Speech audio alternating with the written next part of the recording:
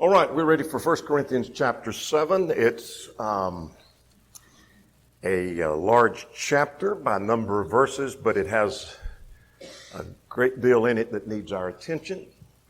And so we're going to get moving underway here in 1 Corinthians chapter 7. So we'll touch on the questions as we have time, but some introductory information will be helpful as well. Let's quickly go through our chapters as we do each week. Chapter 1 of 1 Corinthians was division and the wisdom of men. Chapter 2.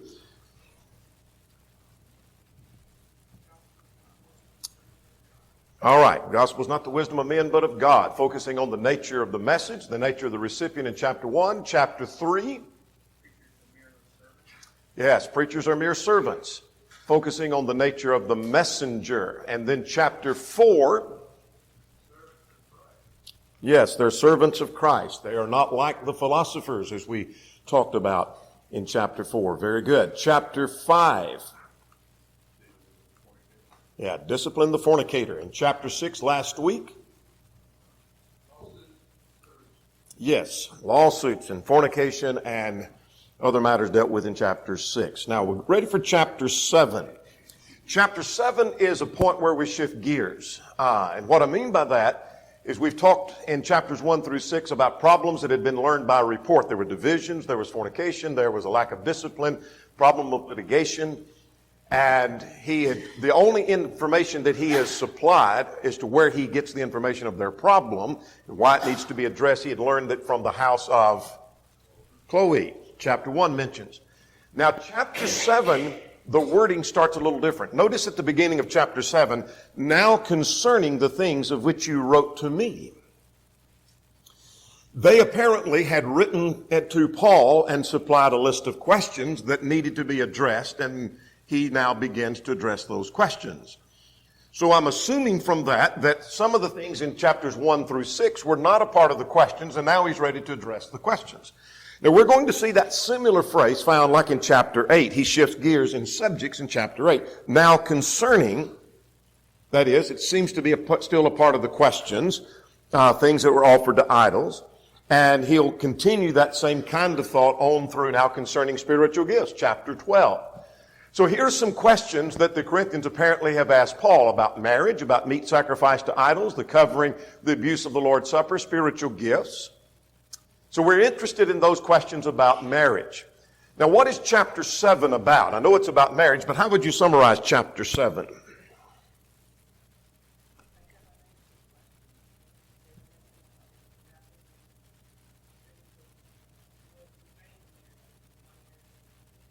All right. They do have unanswered questions. What's the Lord's will on marriage? What's it to be? What's lawful? What's not?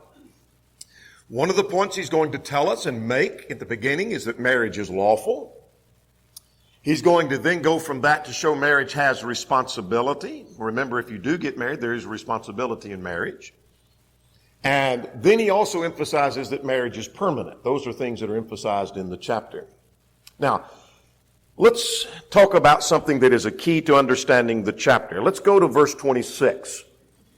Much of what's said in the chapter, as we try to harmonize those principles with other things through the Bible, that is, God's law on marriage from the beginning, like it's not good that man should be alone and I'll make him a helpmeet for him.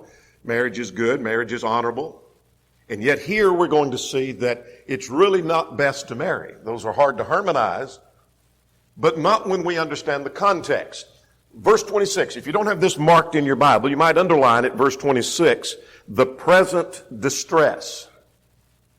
I'm not going to take the time unless we have more questions and go through some definitions of what the word present means, what the word distress means, and various views that are taken with reference to that. But basically, it refers to something going on at the present, that's called the present distress, some kind of turmoil.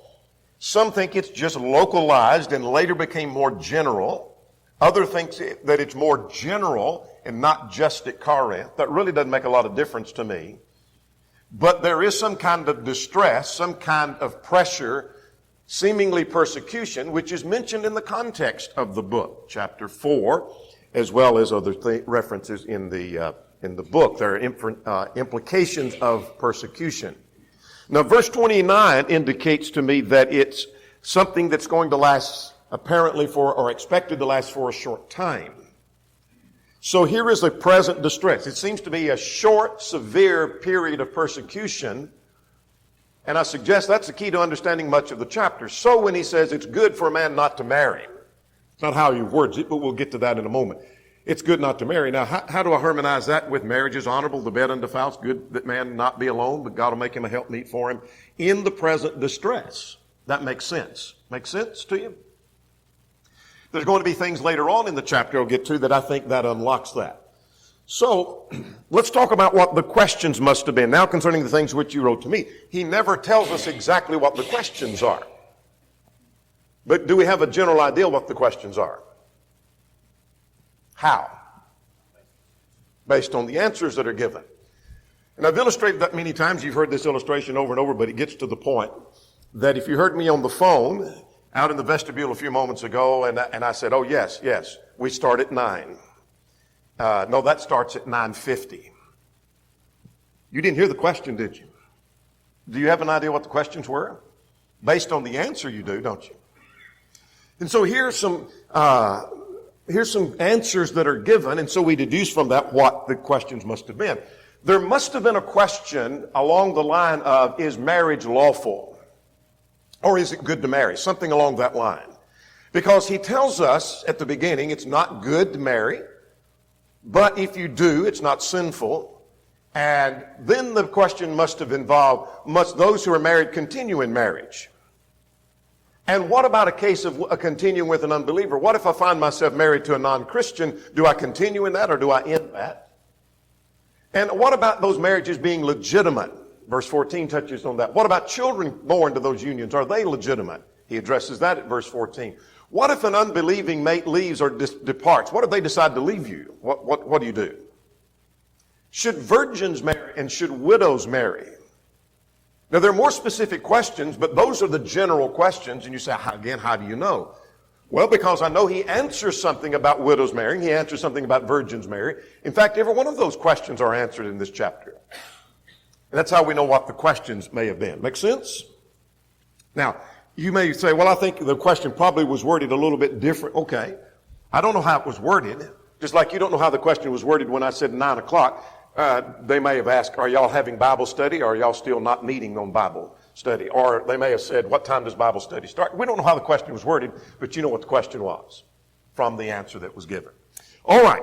Let's get underway here. Let's go to a question or two. Question number 2. Why does Paul say it's best not to marry?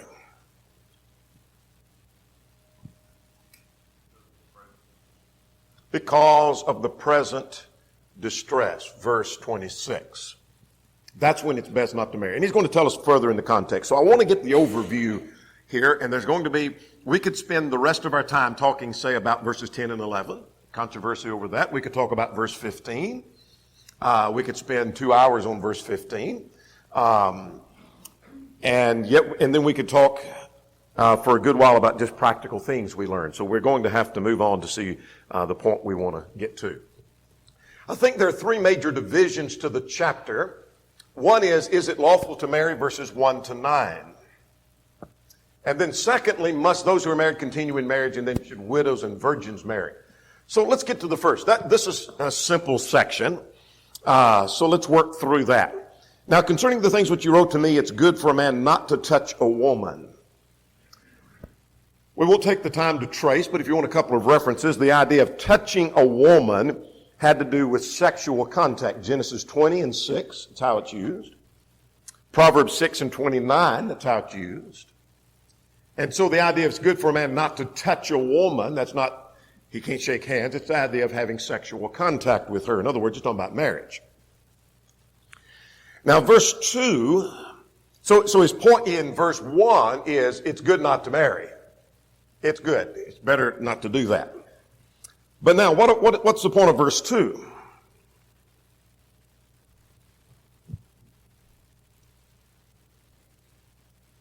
It would be better to go ahead.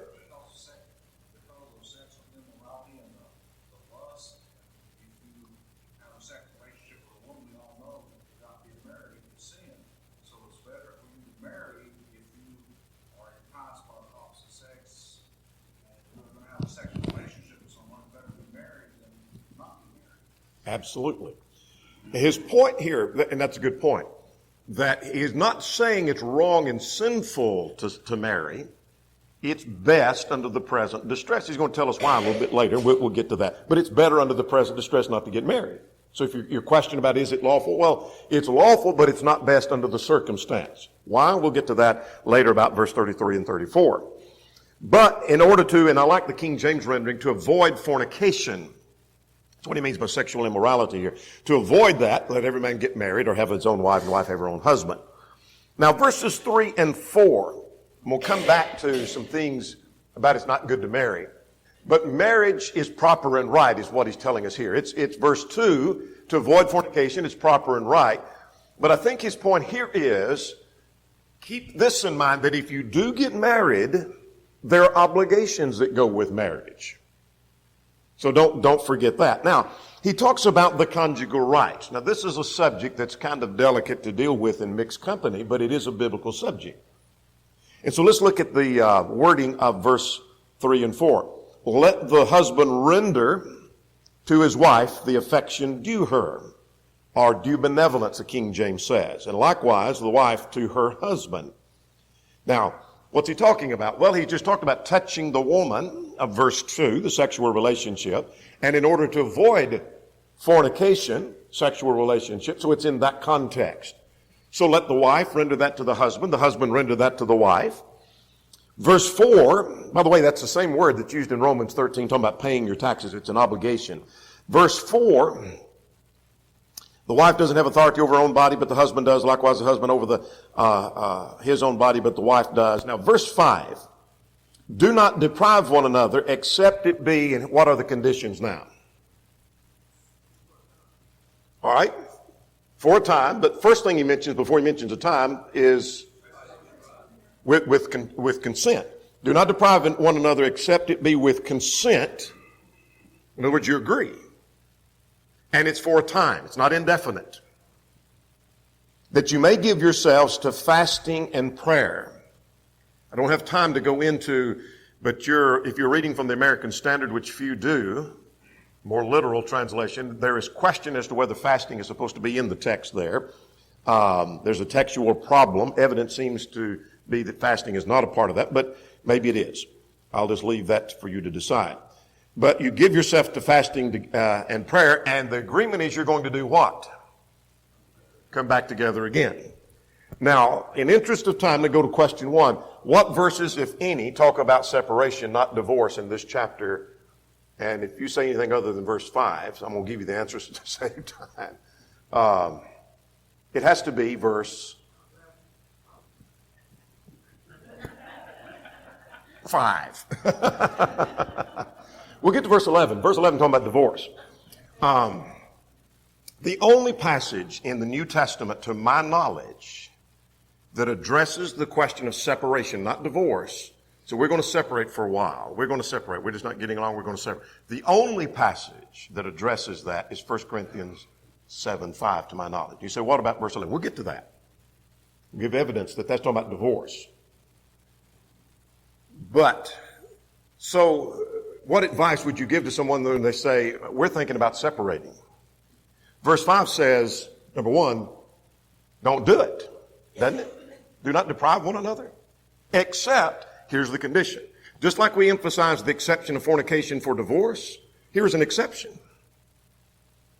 It's going to be, number 1, with consent. You don't just walk off when they're begging you to stay. And it's for a time. It's not indefinite. It's going to be an agreed time.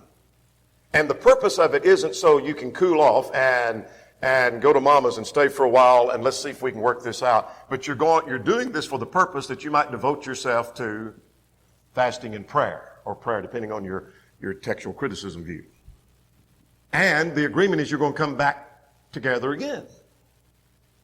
I've known of very few, if any, that meet those conditions. Does that make sense? All right. So here's his point. It's good not to marry, but he said if you do, that's proper and right. There are obligations, and don't defraud one another. In other words, don't deprive one another of this relationship in the marriage relationship. Now, verse 6, I say this by concession and not as a commandment. What's that mean?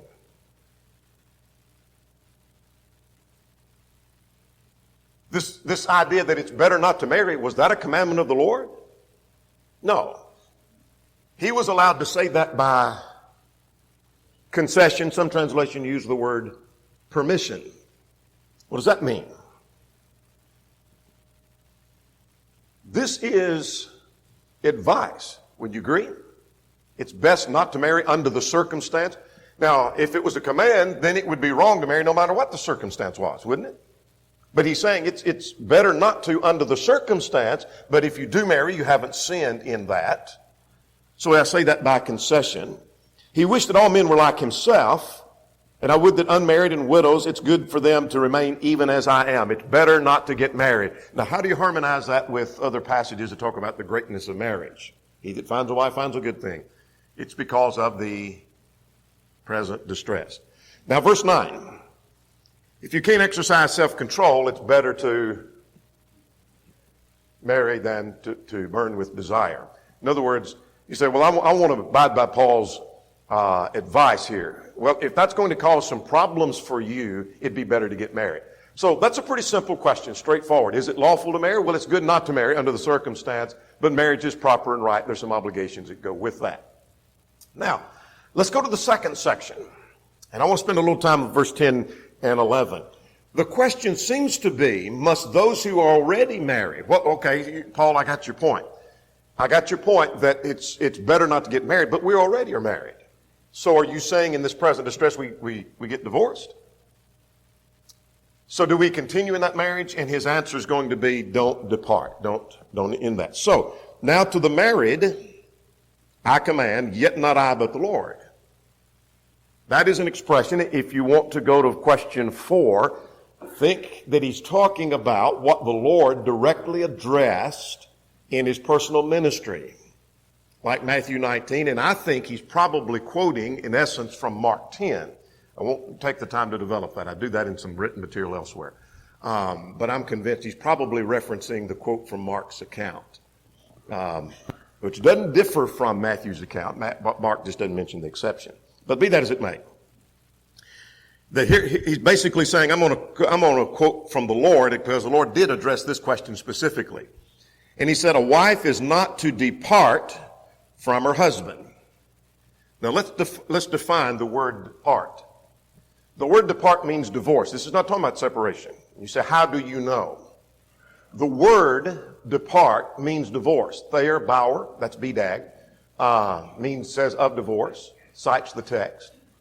You say, okay, that's the lexicographer. I want a little more evidence. It's the same word that's translated put asunder in Matthew 19:6. What God's joined together, let not man put asunder. All right? Same word. Don't let man depart. If God's put them together, don't let man depart. And the question in the context, by the way, back at verse 3 was about divorce. That was the subject matter. Now, let's go to verse 11. When he turns around and applies the same principle to the husband, what word does he use? Let the husband not divorce his wife. Verse 11, if she does depart, let her remain. What state did that leave her in?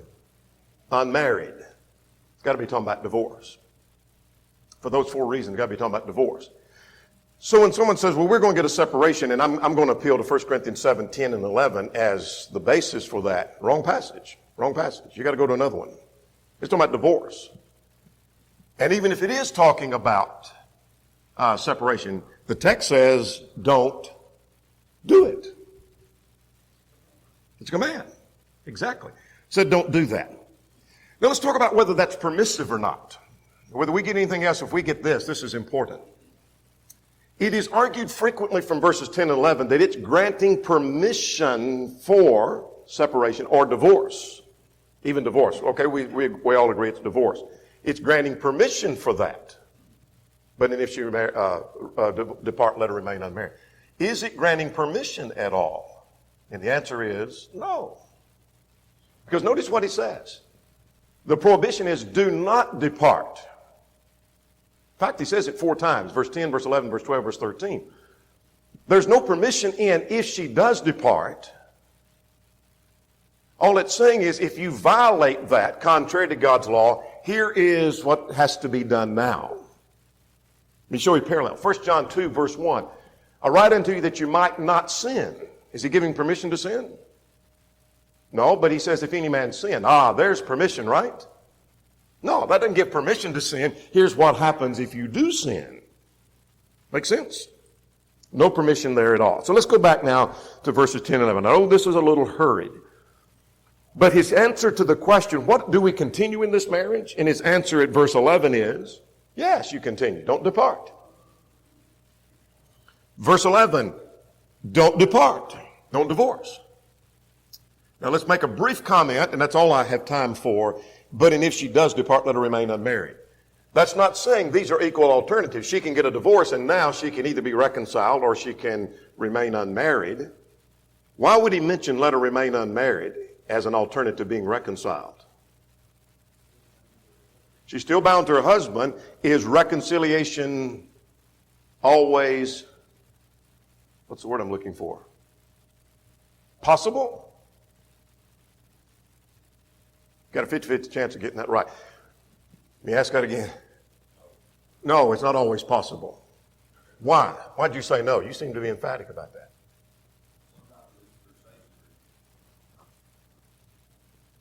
All right.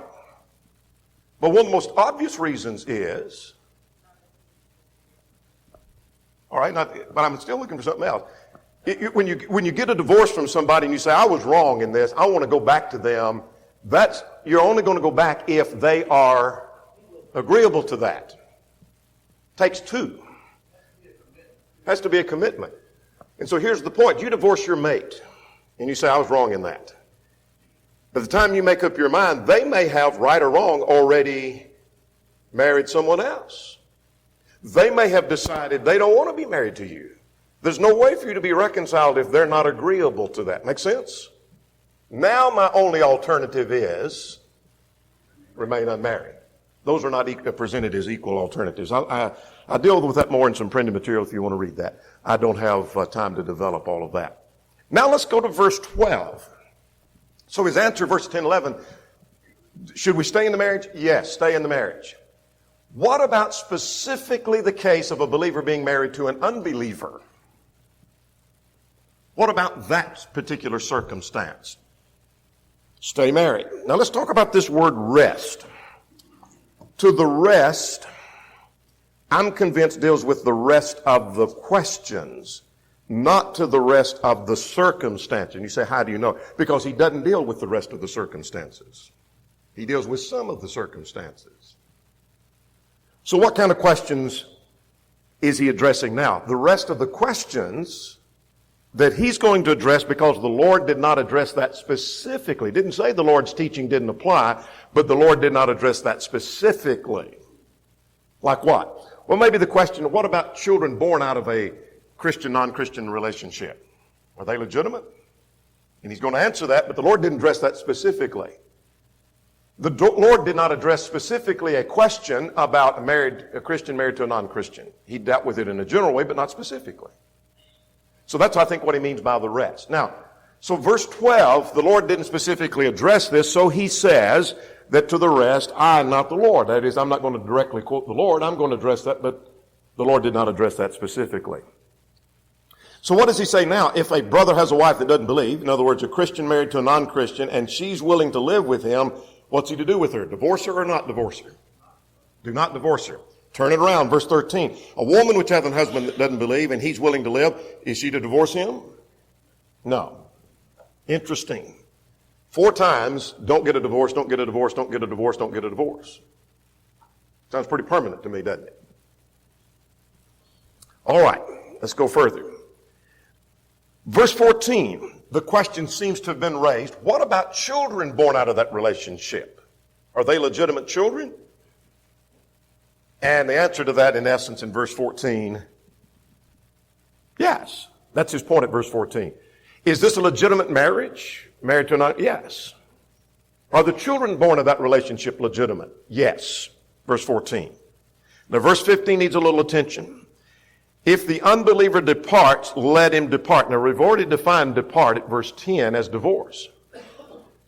But if that unbeliever decides they want to end that marriage, then let them go ahead. A brother or sister is not under bondage in such cases, but God has called us to peace. That verse has been greatly abused to teach that the word bondage here has reference to the marriage bond, like verse 39 and like Romans 7, 2, and 3. And it's a different word.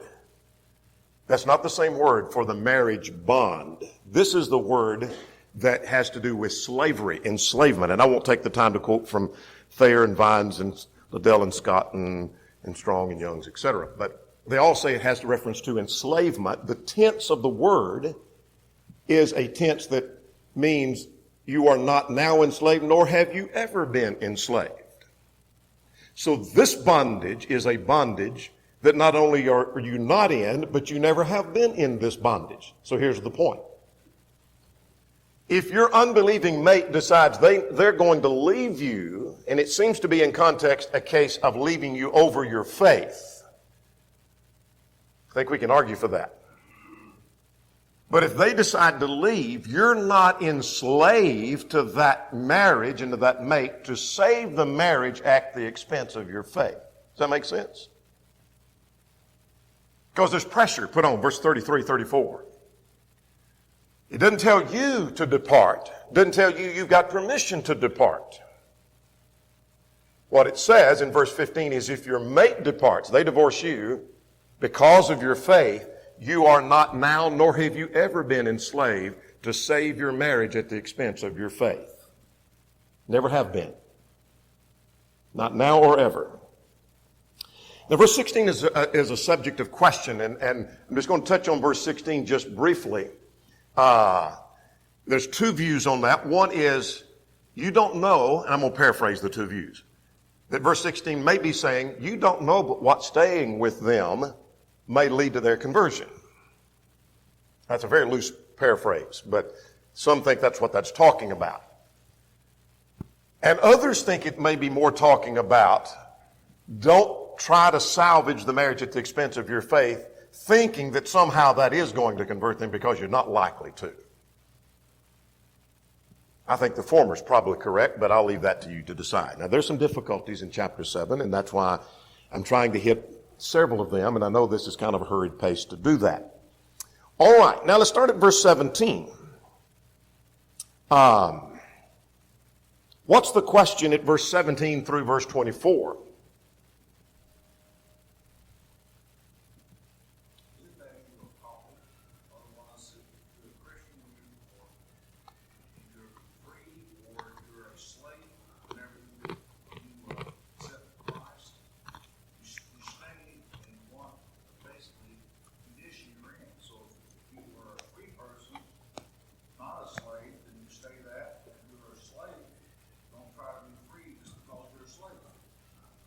All right, very good.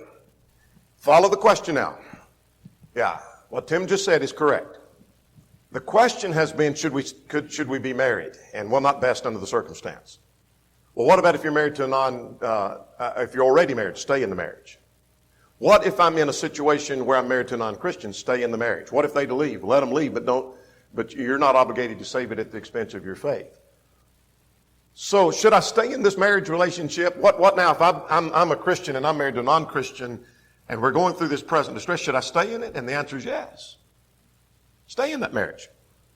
Now let's get the point of the text, and then we'll go back to the context. But as God has distributed each one as he is called, so let him walk. Look at verse 18. Was anyone called while circumcised? Let him not become uncircumcised. In other words, if that's the way you were when you became a Christian, stay in that state. Verse 20, let each one remain in the same calling in which he was called. And he illustrates that with slave. You were a slave when you obeyed the gospel? Stay a slave. Don't seek to be free. You were a master? Then seek to continue in that role. Don't seek to be a slave. And notice now verse 24, let each one remain with God in the calling in which he was called. Context. Context now. The context is dealing with the context of marriage, of being a believer being married to an unbeliever, starting at verse 12. It is not, it is not dealing in the context of adulterous marriages. I hear this passage quoted many times or used where, okay, if you're married, you divorce and you remarry, and you divorce and you remarry, and you divorce and you remarry, and you got your fifth wife, and now you obey the gospel, just keep her because you're to stay in the calling in which you're called. Really? What about the polygamist that's got 5 wives? Does he keep all 5? And now in the present day, what if you're married to a homosexual? You are male and you're married to a male, which in some states is legal. Or you're a female married to a female and you obey the gospel, you keep the mate that you have, right? No, that doesn't work. That's not what the context is dealing with. It's not dealing with adultery. It's not dealing with a marriage that was unscriptural. It's dealing with whether or not you are married to or not. It's better not to get married. But if you already are married, what if I'm already married to a non-Christian? Stay in that relationship. That's his point. Don't end it, even though this is a present distress. Now, let's go on to 25 to 40. I'm driving to get to a point here that I don't want us to miss, particularly verse 39, just for a little clarity. So now he raises this question about virgins and widows. What about virgins and widows? And now concerning virgins, I have no commandment from the Lord. In other words, I don't have a direct statement from the Lord where he addressed virgins or he addressed widows. And so he's going to give his judgment. And here's where verse 26 he mentions the present distress. Not during the present distress is it best to get married. Now let's talk about the word loosed at verse 27. Are you bound to a wife? Do not seek to be loosed. Are you loosed? Do not seek a wife. Many have taken the word loosed here, have reference to those who are divorced. And so if you are divorced, you're loosed from a wife. By the way, that's a confusion over the marriage and the bond issue to word it this way. But if you're loosed and you've been divorced, then the next verse says if you marry, you haven't sinned. So no matter what the divorce was for, whatever cause, you can remarry is the idea. The word loosed here is only used with reference to bachelors or widowers.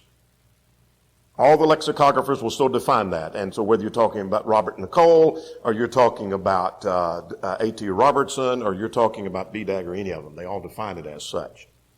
And the context would bear that out. So what's his point in 25 through verse 38, 25 to 38? If you are a widow, or virgin rather, if you are a virgin, you've never been married, it's better not to seek to get married, right? Under the present distress. But what if you do marry, verse 28? You hadn't sinned. There's nothing wrong with that. Let's drop down to verse 33. Here's why it's better not to get married. Verse 32. The one who is unmarried cares for the things of the Lord, how he may please the Lord. But the one who's married cares about the things of the world, how he may please his wife. Now, let's not take that too far in the sense he's not saying the person who's married doesn't care about the things of God. What's his point? The person who doesn't have a mate, what's his point here? They don't have to worry about them and the impact of their decisions to serve the Lord that has on them. They're just concerned about serving the Lord. Exactly. I press on in the middle of persecution. They may threaten me. They may even kill me. They may arrest me. Big deal. That's just me. But now, look at verse 33. The one who is married cares for the things of the world, how he may please his wife. There's a difference in a wife and a virgin. And then the unmarried cares about the things of the Lord, how he may be holy, etc. But the one who's married, verse 34, cares about the things of the world, how she may please her husband. The point is, when you are married and you're making decisions that are going to bring detriment physically to you, that may also affect your mate. And that makes it harder to make that commitment, doesn't it? Every one of us know that. So I'd much rather be single if I'm going to face persecution where they're going to cast me in prison, they may beat me up, than for me to be taking a wife and a child and grandchildren and saying, I'm going to stand for the Lord, and then every one of us are going to get beat. harder to make that decision. That's why it's better not to be married in the present distress. That's what his point is. Now let's drop down to verse 36, 37, and 38. I think he shifted gears to talk about the custom of a man whose daughter is ready and marriageable age. He's not to withhold that from her. Let her get married if she's so determined. Better not to, under the circumstance, better not to. Now, our time is about gone, so I want to quickly get to verse 39. What about widows? His answer basically is it's better not to be married. If you're a widow, you're better off not getting married during the present distress. But if you do marry, marry only in the Lord. All kinds of interpretations. Some say that only means in harmony with the Lord. Some say that means for all day, all time. If you are a widow and you remarry, you've got to marry a Christian, and that applies, that means you sinned if you marry a non-Christian when the text had said it'd be all right to stay in that marriage. The position I think makes more sense is he's talking about the present distress. And the reason for that is that if you're a widow and you're going to remarry, if you're determined to remarry, marry a Christian because it's going to be a whole lot easier when the pressure is on. And so how do I interpret verse 39 in light of verse 26? Just like I interpret verse 2, verse 1 in light of verse 26. In the midst of the present distress. Make sense? I know that was a hurried look. We've got 40 verses and we had 40 minutes and we didn't get started about 3 minutes to 4 minutes after. And some verses require more than a minute. So anyway, here we are. Questions or comments? I don't have time to answer them, but I'm wondering what your question is.